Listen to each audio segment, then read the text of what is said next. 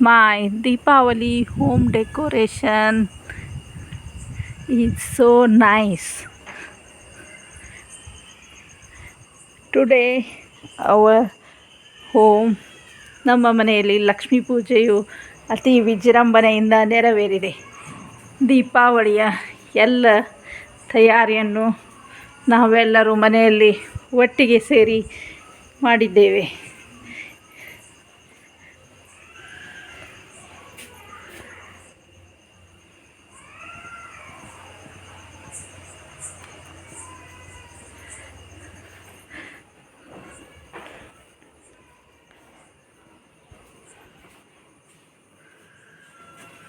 ದೀಪಾವಳಿಯ ಲಕ್ಷ್ಮೀ ಪೂಜೆ